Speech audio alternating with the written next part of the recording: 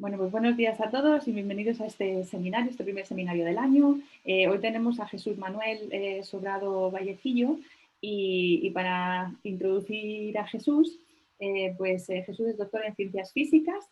En el año 2003 se incorporó al CAP y ahí es donde ha realizado pues, el resto de su carrera de investigación. En la actualidad es científico superior de la defensa y pertenece al comité científico de la ASEVA, que significa Asociación Española del Vacío y sus aplicaciones. Su trabajo se centra en la ciencia y tecnología del vacío, la simulación espacial y la instrumentación.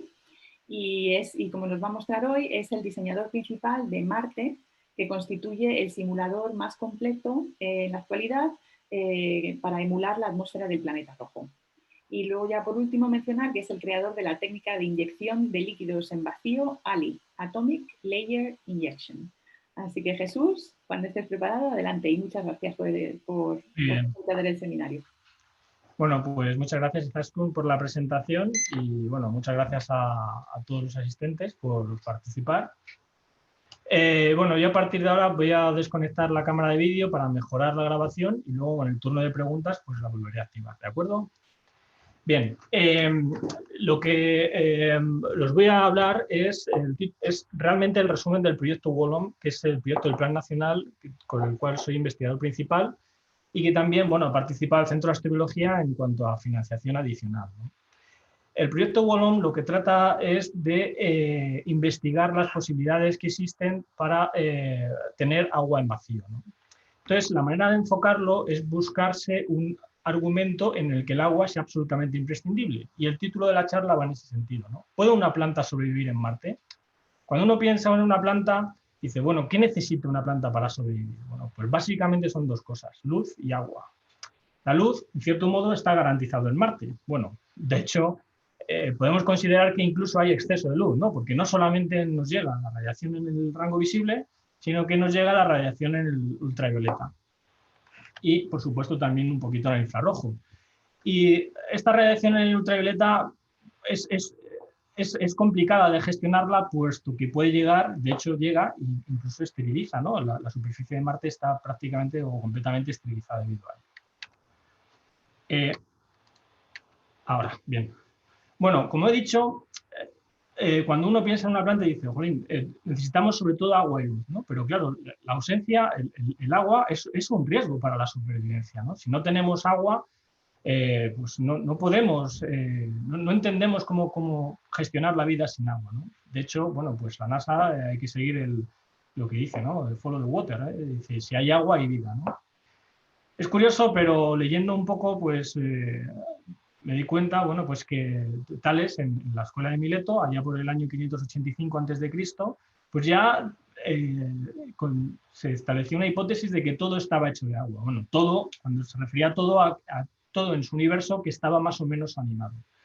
Y posteriormente, bueno, pues a través de cómo ha ido evolucionando la ciencia, bueno, pues nos hemos dado cuenta a través, por ejemplo, de otros investigadores, por ejemplo, Carlos Briones, que es de la casa, bueno, pues hablando con él, básicamente él tiene una frase que es bastante concluyente que dice que el agua es un prerequisito para la vida, ¿no? Es absolutamente necesario.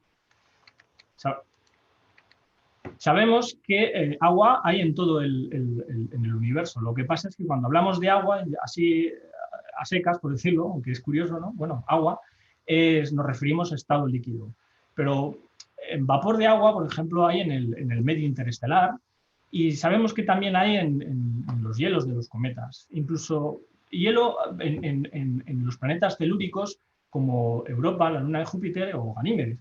Y también nos hemos dado cuenta, hemos podido investigar y a través de las distintas sondas, pues que existe agua en estado líquido debajo del hielo de Europa. Y Marte es un caso especialmente curioso porque, claro, es muy parecido a la Tierra, ¿no? Tiene estaciones, tiene pues, variaciones en cuanto al día y la noche. Tenemos una gran concentración de hielo en los polos. Se ha descubierto agua estacional en Marte en su superficie y permanente en su interior, aunque, bueno, más que agua podemos decir que es una especie de barrillo, ¿no? Y Marte pues, también tiene vapor de agua en su atmósfera, una concentración realmente pequeña, aunque esto puede variar porque, como digo, depende de la estación del año en la que nos encontremos. Pero claro, cuando uno desde un punto de vista científico se intenta aproximar al conocimiento, pues lo primero que hace es, bueno, pues la manera es, bueno, observar el universo, ¿no? Entonces, pues, ¿cómo lo observa? Pues a través de herramientas como telescopios de distintas longitudes de onda. En función de lo que va observando, pues claro, formula hipótesis y necesita comprobarlas en función de los datos experimentales que va alcanzando. Entonces, pues todo esto referido al agua en el universo, ¿no? Lo siguiente sería la construcción de teorías físicas fundamentales. Esto lo que permite es, entendiendo cómo se comporta el agua en distintos estados, en sólido, líquido, en gaseoso, en el universo, pues hacer una construcción que nos permita predecir cómo se va a comportar en un sistema como Marte.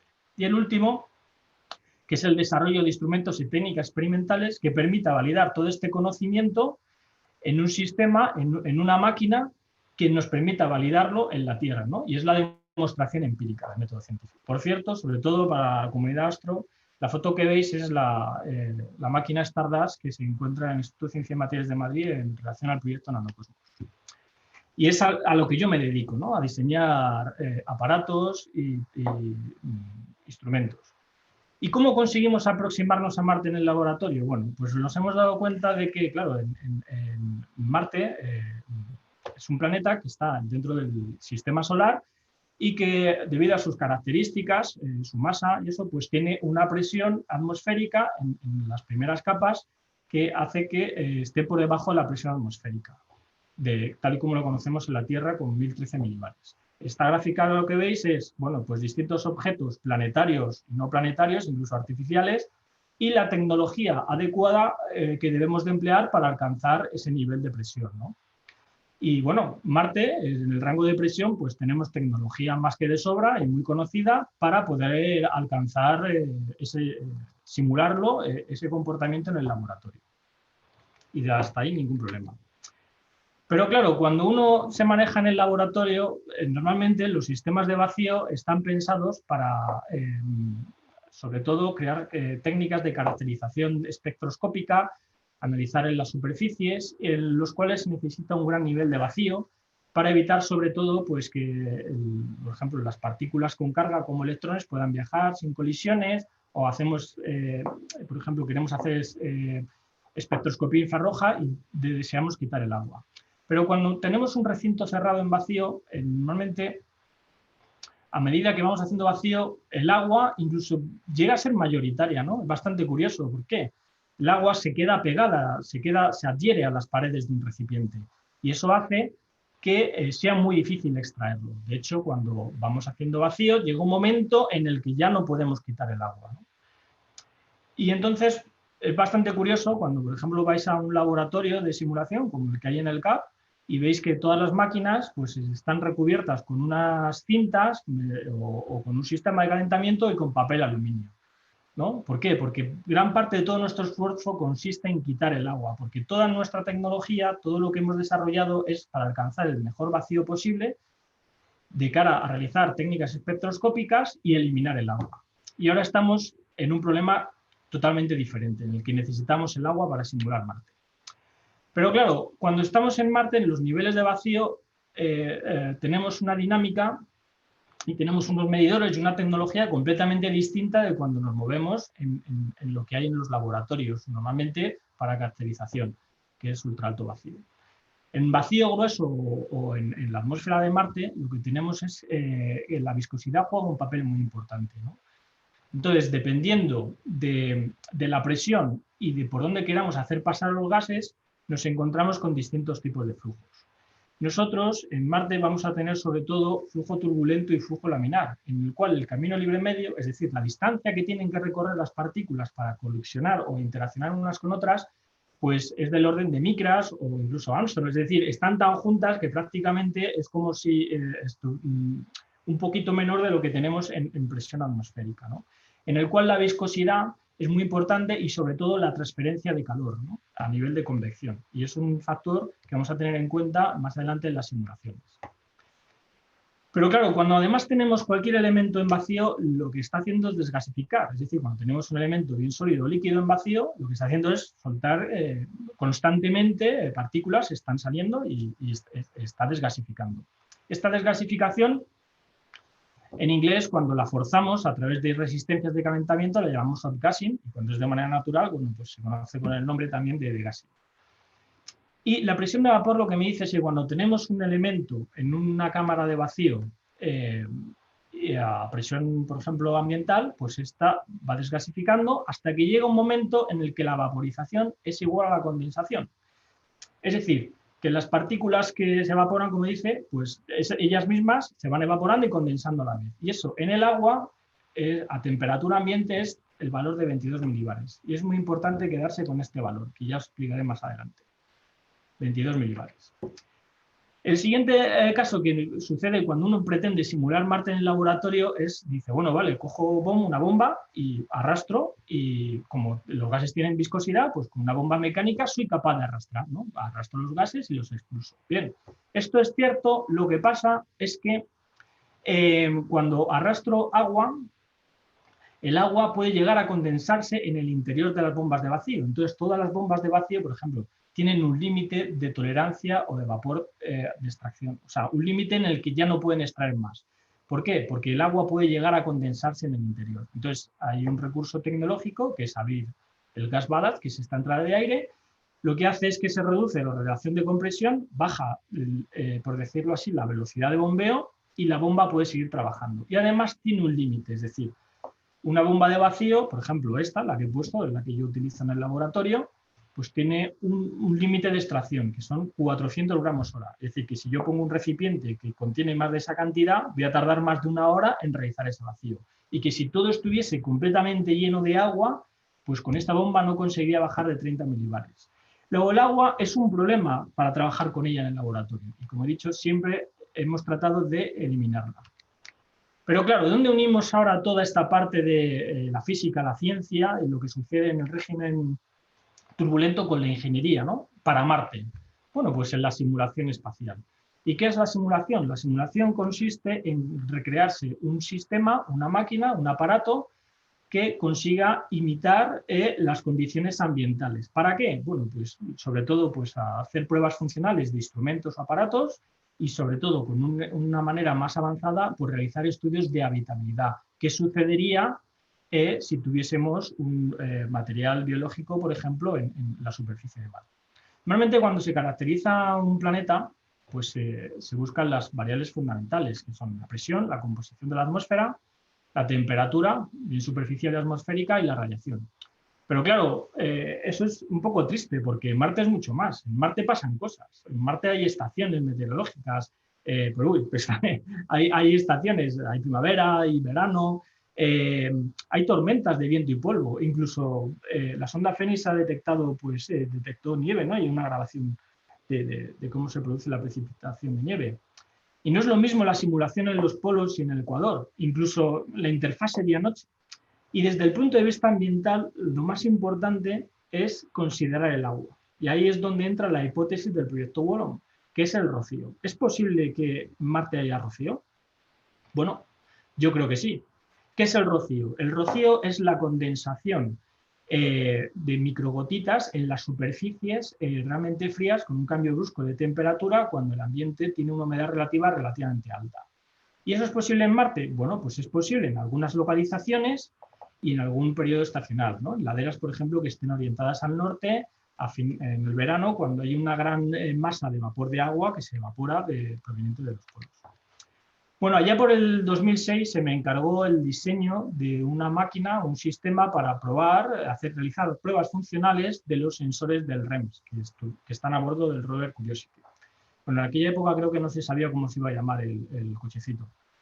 Y realmente lo que veis aquí, fijaros, es algo tan sencillo como, bueno, pues lo que se quería probar era la presión, la temperatura, el polvo. Entonces tuve que diseñar, este es el primer prediseño que realicé del sistema de deposición de polvo.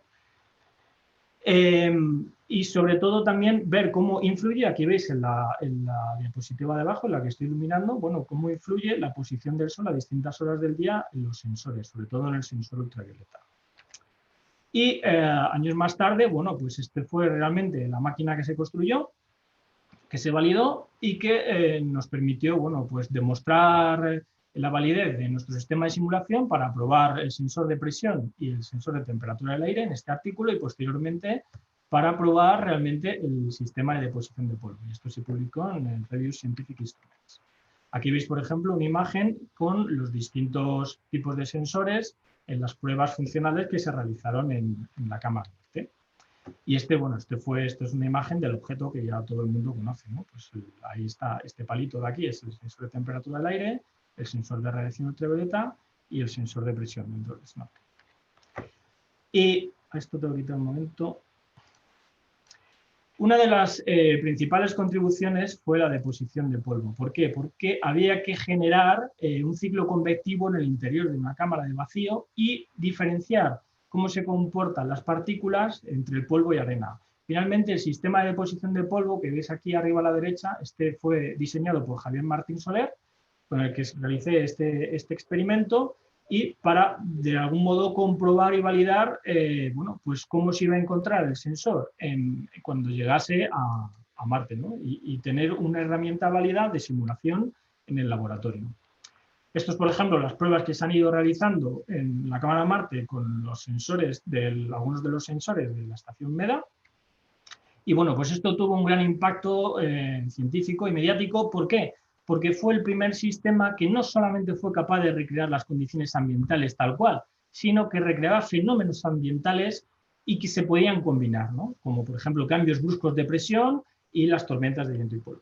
Pero si os habéis fijado hasta ahora, yo he empezado hablando del agua, os he contado la historia de un poco de Marte, cómo hemos llegado, cómo ha avanzado, pero nada de agua.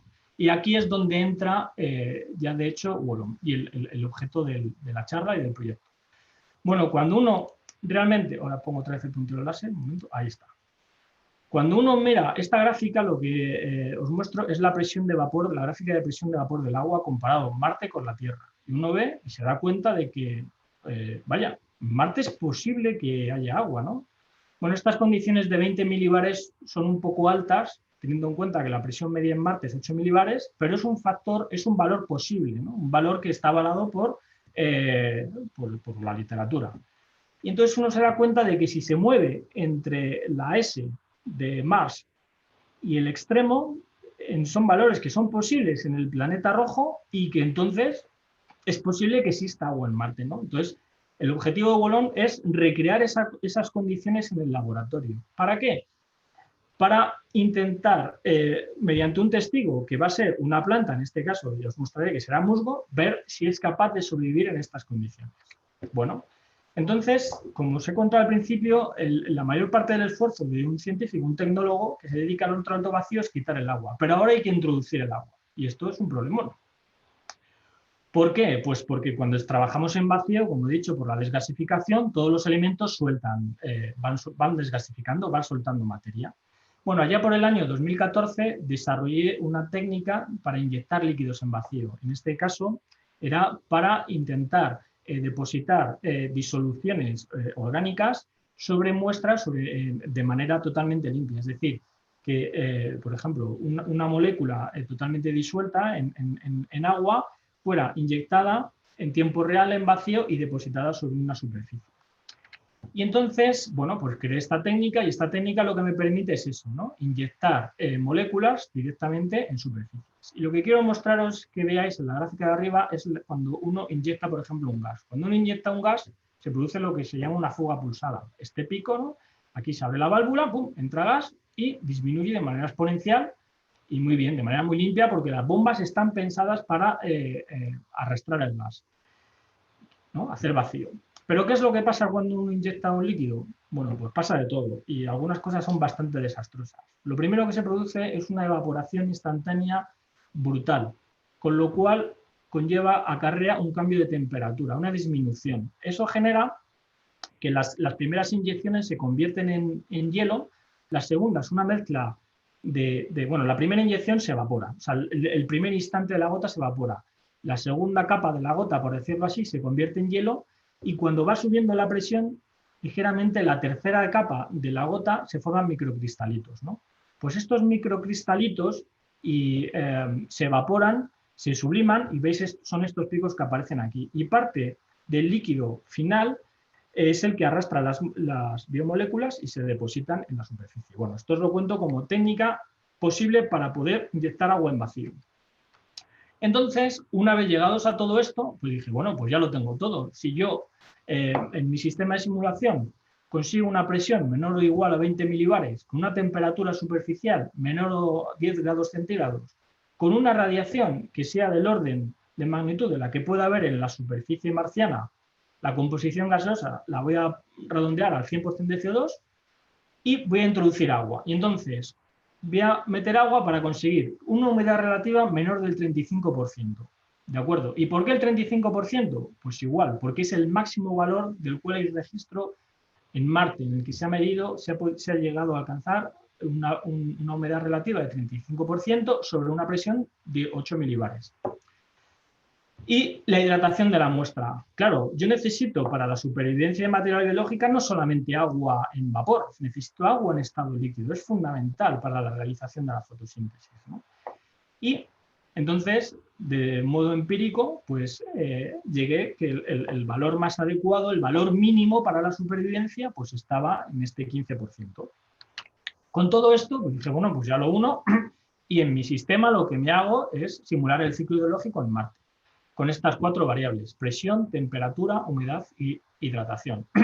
Lo que hago es simular el día y la noche con mi fuente de luz, que es una lámpara de Xenon, provoco el rocío y controlo la hidratación a través de este depósito de agua que llega hasta la válvula de inyección, los gases con mi sistema, con mi botella de gas, controlo la presión con distintos medidores y distintas bombas y controlo la temperatura con un criostato. Y digo, bueno, pues ya lo tengo todo. Y miro los gases con el espectrómetro de masas. Y ya puedo controlar absolutamente todo: la evaporación, la condensación, fusión, sublimación y congelación. Digo, vamos a ello.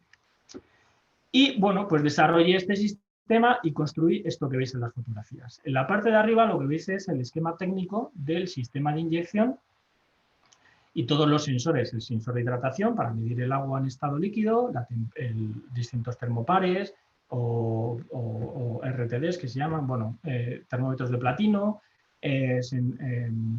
y sensores ambientales, en fin. Y lo que hice fue introducir el musgo. Pero claro, cuando uno trabaja en vacío, se da cuenta de que cuando uno suelta un chorro de líquido, pues claro, eso no es rocío, eso es un chorrazo, es un manguerazo. Y yo lo que quería producir eran microgotitas en superficie. Bueno, pues la física nos brinda que las cosas funcionan muy bien cuando ese agua impacta contra una superficie. Cuando ese agua impacta contra una superficie, se rompen y se forman microgotitas, ¿no?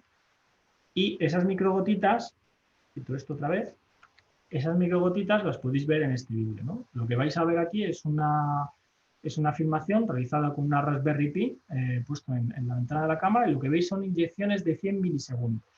Esas inyecciones de 100 milisegundos de agua impactan directamente con el deflector, se forma una nube de microgotitas que caen en este aparato que me tuve que diseñar para medir el tiempo de evaporación y el tamaño de las gotas y también dónde alcanzan. Y es difícil ver, pero veis la micronube de microgotitas, ¿no? Es decir, cuando se produce el chorro, pues el impacto. Y el exceso de gotas cae por este tubo a un reservorio. Este exceso de gotas luego se utilizará también para humefectar el tapete. Bueno, pues esta es la manera en la que realmente se produce, simulo el rocío, ¿no? La formación de microgotitas en un ambiente en vacío. Vale, esto está muy bien, pero claro, uno se da cuenta, sigue investigando, sigue probando, y es que cuando una gota o una lámina de agua en vacío se evapora en un sistema de vacío con una velocidad constante, pues claro, la masa se pierde de manera lineal. Pero la humedad relativa no funciona así. Cuando se produce la evaporación, se produce, pongo otra vez el puntero, se produce una evaporación instantánea y la evaporación se mantiene lineal. ¿Por qué? Porque la evaporación depende del área efectiva, de la superficie efectiva de la lámina de agua. Cuando pierde altura, bueno, pues la hidratación se mantiene constante, pero a medida que la gota colapsa, la superficie disminuye y la hidratación disminuye. Entonces, yo necesito quedarme siempre en este régimen, ¿no? Y eso hay que tenerlo en cuenta a la hora de programar las inyecciones. Lo siguiente muy importante es, bueno, pues, ¿qué es lo que sucede en la naturaleza? En la naturaleza, normalmente el frío viene de arriba abajo, es bastante curioso, ¿no? Pero en un laboratorio, normalmente, la gente lo que hace es que tiene una superficie, un portamuestras, enfría y la muestra encima, y entonces el frío va de abajo arriba. Pero en la naturaleza las cosas no funcionan así. De hecho, cuando vamos por la calle y vemos un charco, vemos que el hielo se produce de arriba abajo. Por dos motivos. Primero, porque el agua tiene una anomalía, ¿no? Y es que en estado sólido la densidad es menor, luego el hielo flota. Y también porque el universo, el fondo que vemos, es como si fuese una bomba de calor, ¿no? Entonces el calor viene siempre de arriba abajo. Luego lo que tengo que simular en el laboratorio es también eso, es decir, ahí veis, por ejemplo, en tiempo real, cuando uno baja la presión de manera brusca por absorción, lo que hace es provocar que la lámina de hielo se vaya siempre de arriba abajo, tal y como sucede en la naturaleza. Y eso tiene dos grandes beneficios. El primer beneficio es que el hielo es un excelente apantalla tanto la radiación como la transmisión de calor, ¿no? Y lo podemos ver aquí. A medida que yo voy bajando la temperatura, la presión baja, en rojo baja la temperatura hasta el valor que me indica la presión de vapor de agua, es decir, a 1 milibar estoy en menos 20 grados centígrados. Con lo cual, lo que veis abajo son distintos fotodiodos. Por cierto, son los mismos fotodiodos que lleva el Curiosity. Entonces, lo que estoy midiendo, es decir, en función del espesor de la lámina de agua, cómo se atenúa la transmisión de la luz. Pero además el hielo es un excelente aislante térmico, ¿no? Bueno, de eso lo saben sobre todo los esquimales, cuando, bueno, pues por los iglús, ¿no? Y eso es una gran ventaja a la hora de programar, de tener en cuenta el ciclo hidrológico del agua. Y con todo esto que os he contado, bueno, pues dije, bueno, pues ya está, ya lo tengo. Pues lo que voy a tratar de simular es lo que sucede en Marte. Por el día, pues parte del vapor de agua se evapora, se condensa en la interfaz entre el día y la noche, y por la noche, pues ese vapor de agua se condensa en la superficie, pues en algo similar a que puede ser el rocío. Y eso mismo hice yo en el laboratorio. Con mi musgo lo que hice fue, durante el día, mantener la temperatura del portamuestras a 10 grados y la humedad relativa en el 35%, mediante las inyecciones, provocando la luz, es decir, favoreciendo la fotosíntesis. En la interfaz enfrío por absorción de arriba abajo, con la inclusión de 2 bombas de vacío, y por la noche mantengo la temperatura con el criostato. De este modo, lo que hago es que, bueno, pues durante el día son 6 horas de luz y por la noche 18 horas. Y entonces, así durante 5 días. ¿Y esto cómo lo controlo? Bueno, pues me hice un software para, en función de si estoy en el amanecer o estoy en el periodo de día, es decir, bajo qué condiciones, pues realizo, otra vez el puntero, realizo las inyecciones. Esto es la hidratación. La hidratación está considerada sobre un valor resistivo, es decir, cuando la hidratación es 1 kiloohmio está completamente seco y cuando son 0 ohmios está completamente hidratado. Pues el valor mínimo para mantener el musgo con la función vital, es decir, que estuviera lo más seco posible, pero que tenga el mínimo de hidratación para sobrevivir. Y mediante este programa, pues él solo iba, bueno, cuando las variables lo permitían, se iban realizando las inyecciones. Las fotografías que veis, sobre todo en la muestra Z, es el musgo vivo, ¿no? Pues esta es la primera fotografía con el musgo recién puesto en el primer día en la cámara de vacío, y esto es 5 días después. Lo que veis es que, claro, el primer día pues muestra una imagen súper lustrosa, un verde vivo, brillante, y bueno, pues tiene un aspecto pues muy saludable. Y el quinto día, bueno, pues sigue teniendo un aspecto verde, pero ya no es tan vivo y tan brillante, pero bueno, ahí se mantiene. Entonces lo que hice para compararlo, dije, bueno, pues ahora lo que voy a hacer es, cojo este musgo y lo meto en un autoclave que me cedieron para esterilizarlo, en el invernadero de Eduardo y Carolina. Entonces, pues nada, metí el musgo ya esterilizado y 5 días después lo saqué, ¿no? Y bueno, se puede observar pues, que prácticamente, os aseguro que no es la misma foto, es decir, que no es la misma foto, es el mismo encuadre, pero 5 días después, y prácticamente, bueno, que esto está igual, ¿no? Y desde el punto de vista de las variables, la muestra Z es el musgo vivo y la muestra 0 es el musgo esterilizado.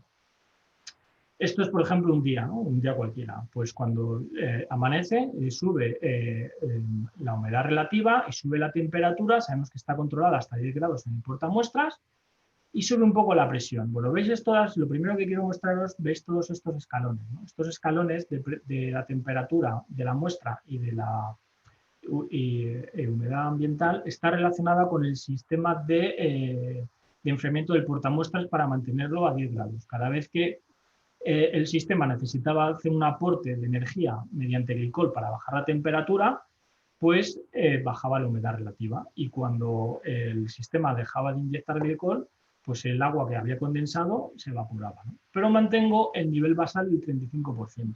Y el musgo lo que hace es que de manera automática, pues él, en función de las necesidades, de las variables que le he puesto, pues va inyectando agua. ¿Por qué? Porque el musgo actúa como una esponja y retiene, es decir, va usando agua y expulsando de manera adecuada para él mantener sus funciones vitales. Sin embargo, cuando el musgo está esterilizado, lo que pasa es que no tiene ninguna capacidad de retención de agua, es como un terruño. Entonces, si yo no hago nada, pues sube la temperatura pues hasta la temperatura ambiental de la cámara, que está en 17, 18 grados.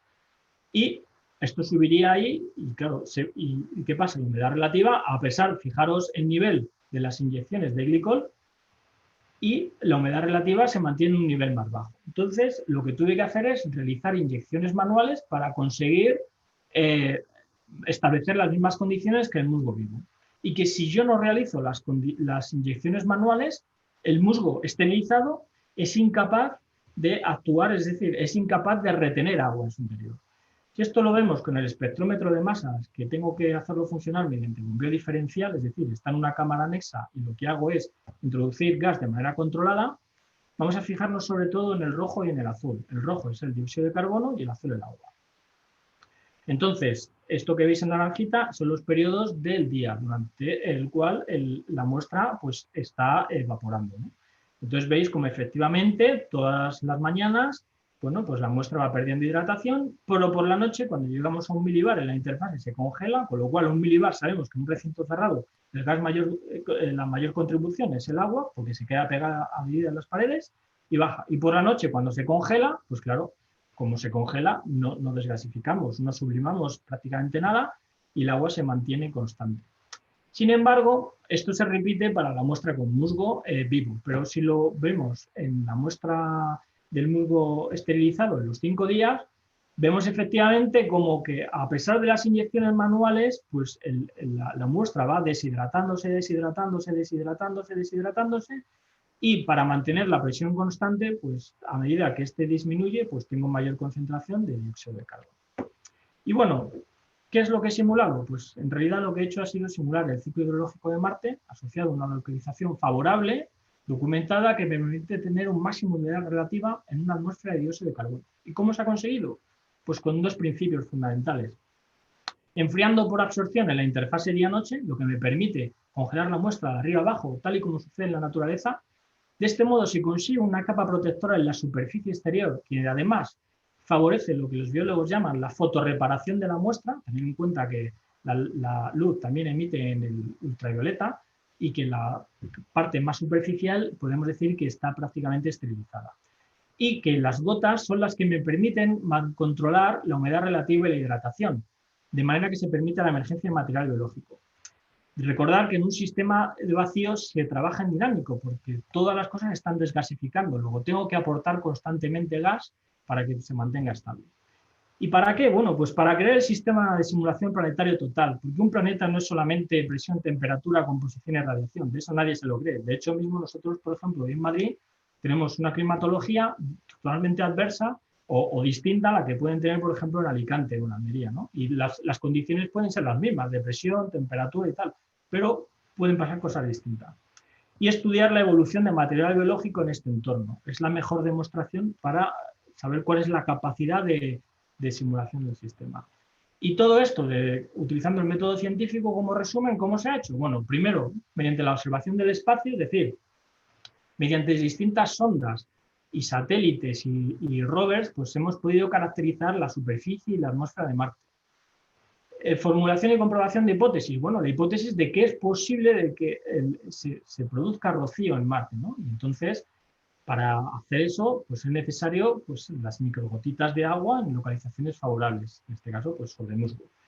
Construcción de teorías físicas fundamentales. Bueno, pues conocemos cómo se comportan los gases en régimen turbulento y cómo se comporta el agua, sobre todo en un sistema de vacío en esos regímenes.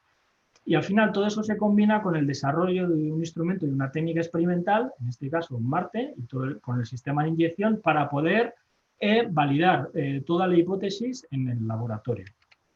Conclusiones, pues hay dos conclusiones. Una tecnológica, que es que la inyección de microgotas es la que realmente permite recrear el ciclo hidrológico en condiciones en una cámara de simulación, y científicamente, pues que el musgo es un eficaz testigo de supervivencia y adaptación. El musgo se adapta al entorno, mantiene su capacidad de retención de agua y humedad. Eso hace que se minimicen o se controlen las inyecciones de agua a la presión de 20 milibares y una temperatura de 10 en el portamuestras, y eso permite que el musgo se mantenga verde, con lo cual entendemos que sus funciones metabólicas pues, son sostenibles. Sin embargo, el musgo esterilizado carece de esos mecanismos y lo que pasa es que es necesario aportar constantemente agua para mantener el sistema estable. Las fotografías son un buen instrumento para validar la supervivencia de la muestra. La espectroscopía de masas es una herramienta muy poderosa, pero muy delicada de manejar y que necesita es decir, maximizar la relación de muestra vegetal para obtener resultados completamente concluyentes, y que este estudio se está realizando y terminará con cianobacterias, que realizan fotosíntesis oxigénica provenientes de la Antártida, y que su posterior análisis de la secuenciación del RNA nos permitirá saber si realmente una planta puede llegar a sobrevivir o no.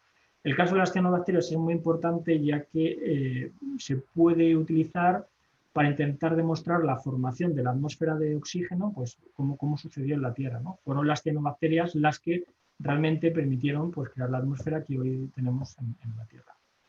Y bueno, y ya está. Y esto que veis es un resumen de los distintos chismes, artilugios y aparatos que he tenido que diseñar y construir con la impresora 3D pues, para poder realizar el experimento. Y esto es todo. Muchas gracias. Muchas gracias, Jesús, por la charla tan interesante. Pues si queréis podemos comenzar la ronda de preguntas, y si tenéis alguna pregunta y no tenéis el micrófono, por favor ponedlas en el chat y yo las leo y se las hago al ponente. A ver, ¿entonces hay alguna pregunta? Sí, Esther, ¿quieres hacer alguna pregunta?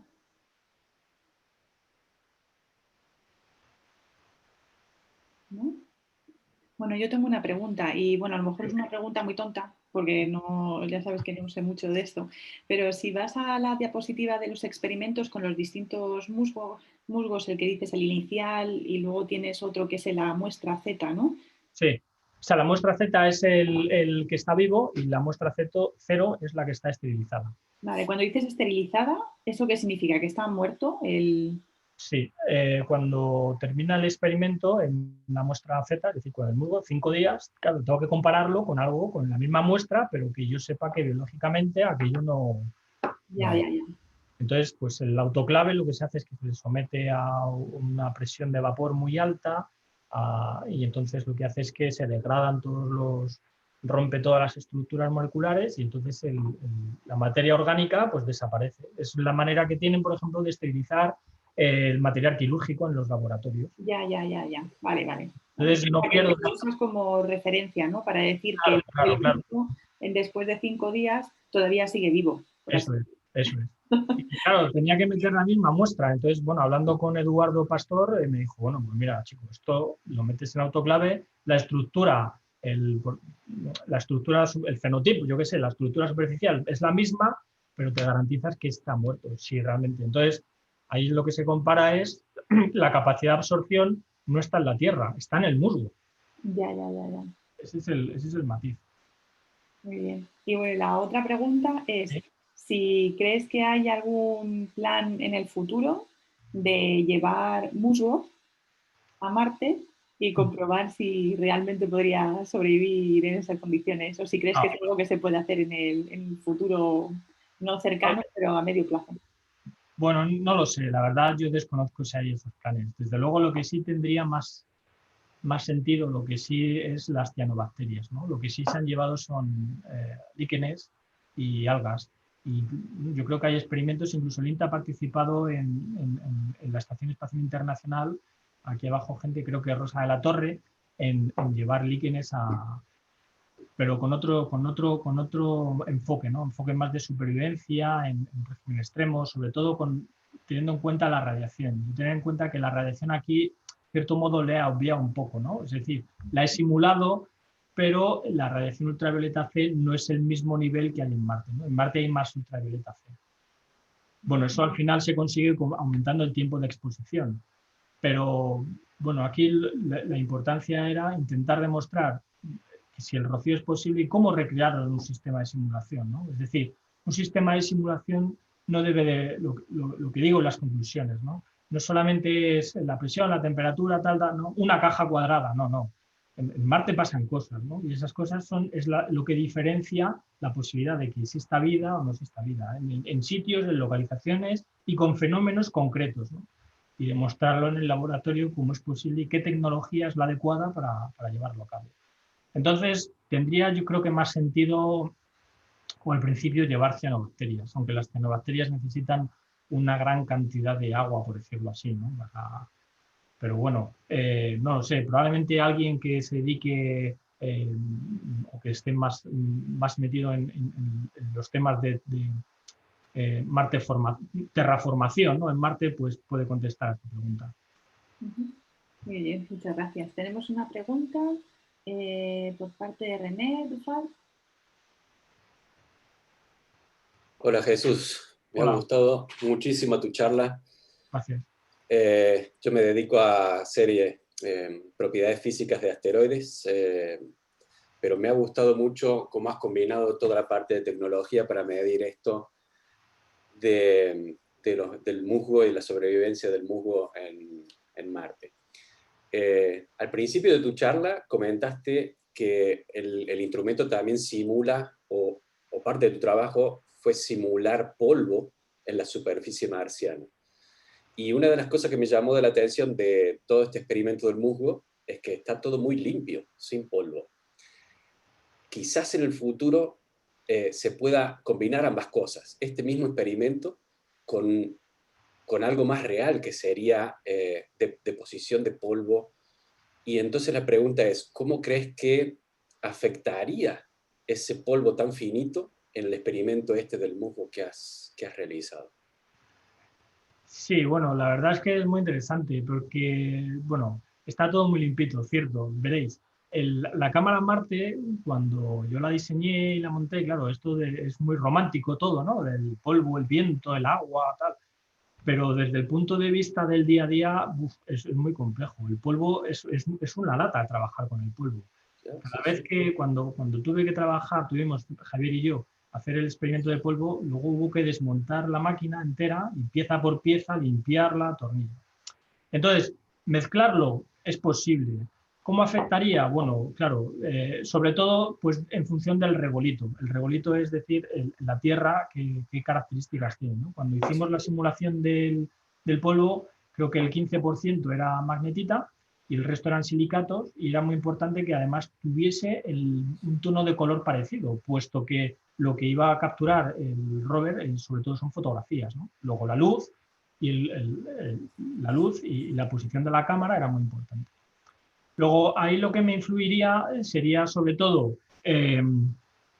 bueno, el polvo, claro, disminuye o modifica la emisividad térmica, es decir, las condiciones térmicas del sustrato, y se me podría llegar a formar un barrillo. Entonces, habría que controlar muy bien las inyecciones. Desde luego, es un experimento muy interesante y muy complejo. Y desde el punto de vista tecnológico, es la bomba, es decir, es un esfuerzo brutal, y tener en cuenta que cuando ese experimento se hace, repetirlo es una cantidad de tiempo y de trabajo inmenso, porque hay que limpiarlo todo para empezar de cero. Es decir, que habría que dedicar yo dedicaría, lo he comentado alguna vez aquí cuando me han preguntado, sobre todo desde la dirección, Es decir, el polvo requiere un tratamiento especial y el polvo ya juntado con el agua y con la humedad relativa, pues ya ni te cuento, ¿no? Porque es algo, vamos, que se escapa a todas las, a toda la tecnología que hay que tener en cuenta, los filtros, en fin.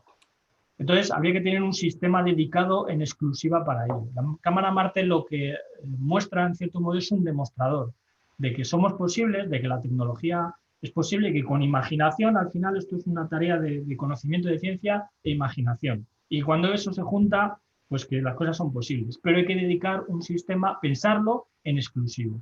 Entonces, las condiciones, bueno, pues lo que te he dicho, sobre todo cambiará las condiciones de emisividad. Es decir, cuando tú modificas la atmósfera, estás cambiando la viscosidad del aire, la transmisión de calor. Sobre todo, eso afecta muy bien y sería un buen ejemplo porque a nivel de radiación, es decir, no es lo misma la radiación que le llega a la planta, en este musgo, o las cianobacterias, cuando hay un filtro de partículas encima, cuando no. Es decir, aparte del hielo está el filtro natural, ¿no? Cuando las partículas están en suspensión que cuando están depositadas. Y luego, bueno, pues a lo mejor con el polvo en suspensión se podría utilizar otro tipo de espectroscopía, ¿no? Quizás meter un espectrómetro Raman, enfocarlo ahí dentro, sobre todo porque con líquidos más o menos bien, con el agua, en fin, da muchas posibilidades, pero sí, cambiaría completamente el experimento, sería completamente distinto. Bueno, tengo un comentario rápido, si me permiten. ¿Sí? Sí, sí. La cobertura de hielo que has nombrado como aislante me hizo acordar una referencia que no es de la revista Nature ni de la revista Science, sino de una película de Campanita. Tú has dicho que tienes peque, yo también, y he visto en una de las últimas que para salvar la vegetación lo que hacen es llamar a las hadas de las nieves, que hacen una cobertura de rocío congelado y de esa forma salvan o aíslan con ese hielo a la vegetación que hay. Entonces quizás el musgo podría sobrevivir de esa forma, teniendo una capa de hielo que aísle, o por lo menos aísle a una temperatura de 0 grados, que sería lo que se podría utilizar. Sí, de hecho, bueno, el musgo, el principal, bueno, el Sphagnum, es un musgo de turbera, es decir, yo me subo a Peñalara, no sé si conocéis el Parque Nacional de Peñalara, sí, sí. Pues el camino de la Laguna de los Pájaros, pues cuando vas subiendo el camino a la Laguna de los Pájaros, llegas a la Laguna de los Claveles y es una zona de turbera. El musgo tiene una propiedad muy interesante y es que durante el verano aquello está más seco y está feo, está ocre y tal. Pero ¿qué pasa? Que llega la primavera y el otoño y aquello revive, ¿no? Y en el invierno está bajo una capa de nieve, y puede tirar meses bajo una capa de nieve. Y llega la primavera y revive, llega el verano y se muere, llega y tal. Y entonces sí, existe, ¿no? Y quiere decir que el musgo, claro, es un buen candidato. Sobre todo yo el musgo lo utilicé como candidato tecnológico. Para mí no es lo mismo, necesito musgo, me subo a la sierra o lo cojo por aquí y hago las pruebas que con las cianobacterias. Es decir, para poder desarrollar este sistema he estado prácticamente 3 años y medio, ¿no? Pero claro, tú imagínate que hubiera sido con las cianobacterias. Se me acaban las cianobacterias y ¿qué hago? ¿Voy a la Antártida por ellas? No. Pero sin embargo, cojo el musgo, que es un excelente candidato para esto. Ahora, el musgo se me queda un poco corto en el sentido de que por la manera que tiene su metabolismo no va más allá, por decirlo así, ¿no? Yo necesito algo que me permita avanzar en una teoría de cómo se ha llegado a formar, bueno, pues la atmósfera, en este caso en la Tierra, o en qué es lo que, ¿no? ¿Por qué tenemos oxígeno en la Tierra? ¿No? ¿De qué manera se ha producido el oxígeno en la Tierra? ¿Cómo nos ha llegado? Y tal. Pero sí, es cierto que la lámina de hielo, y es una manera muy curiosa porque normalmente en los laboratorios, lo he dicho en la charla, cuando enfriamos siempre por contacto térmico. Decimos, tenemos un portamuestras y sobre ese portamuestras pues depositamos encima lo que queremos enfriar, ¿no? Porque absorbemos el calor. Y siempre enfriamos de abajo a arriba, excepto cuando tenemos una lámina muy delgada, ¿no? De gas, o un hielo, ¿no? Queremos hacer un hielo de una lámina de gas, ¿no? Como se hacen, por ejemplo, en las cámaras de simulación interplanetaria. Pero claro, en la naturaleza esto no funciona así. En la naturaleza el frío va de siempre de arriba abajo y aparte por la anomalía del agua de que es menos denso el hielo que el agua y entonces flota. Y claro, eso para el musgo y para las plantas es beneficioso en cierto modo porque permite protegerlo y sobre todo en elementos que tienen una gran radiación ultravioleta pues permite la fotorreparación, ¿no? Es decir, las células que están arriba se quedan muertas, pero bueno, pues protegen a las que están debajo. Y es un filtro. Muchas gracias. Nada. Muchas gracias. A ver, ¿hay alguna otra pregunta más? Buenas, yo tenía una. Sí, adelante. Hola, pues quería preguntar sobre la elección del ciclo de 6 horas de día y 18 de noche. No sé si es por condiciones en las que habría rocío o por minimizar el ultravioleta. Bueno, la verdad es que esto fue una cosa técnica. Todo el sistema está computerizado, excepto la lámpara ultravioleta, la lámpara de Xenon, porque se me acabó el presupuesto. Vale, Y entonces, es así, ¿no? Entonces, ¿qué es lo que pasa? hay que darle. Y no, es que es así. Entonces, y aparte, porque la lámpara de Xenon está puesta justo después, lo veis en la pantalla. A ver, espera, pongo el puntero láser. No se lo tenía puesto, espera un momento. Aquí, ¿no? Está justo encima de una ventana de cuarzo, ¿no? Que es transparente al ultravioleta y al visible, ¿no? Esta ventana es de cuarzo. Y entonces, ¿qué es lo que pasa? Pues que hay una pequeña lámina de aire y yo genero ozono. Y ese ozono, pues es una lata. Entonces tengo que estar pendiente de él. La ventilación la tengo que hacer pasar por un filtro de carbono y luego tengo que hacer apagado y encendido manual porque no tengo manera de controlarlo. Es el único instrumento que no tengo manera de controlar. Entonces, para que fuera efectivo y me coincidiera, porque claro, con el musgo no había problema, porque es una semana, pero con las algas, con las cianobacterias, han sido periodos de meses, de 15 días, un mes, aquí hay que venir los fines de semana, claro, hay que venir todos los días a trabajar.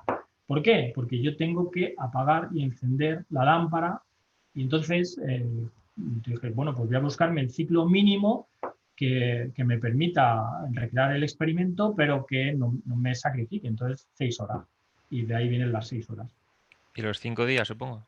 Los 5 días fue una semana porque para lo que es la validación, es decir, si en 5 días yo mi sistema lo dejo en manera autónoma y no me va mal, pues ya está. Luego los siguientes experimentos que están hechos con cianobacterias son periodos de hasta 25 días.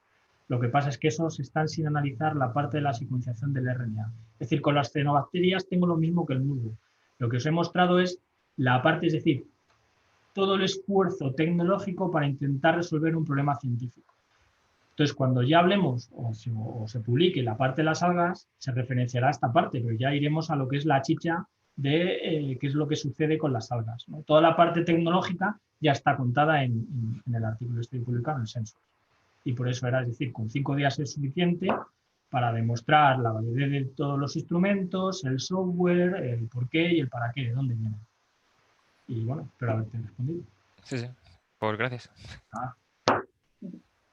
Muchas gracias. ¿Hay alguna pregunta más? No veo a nadie más. Bueno, pues muchas gracias, Jesús, por el seminario tan interesante. Y bueno, cuando tengas los resultados sobre las cianobacterias, pues contáctanos y así nos lo cuentas. Muy bien. Venga, muchas gracias. Bueno, pues muchas gracias y que tengáis un buen fin de semana y a ver si el lunes nos podemos ver en el campo. Vale. Chao. Un saludo.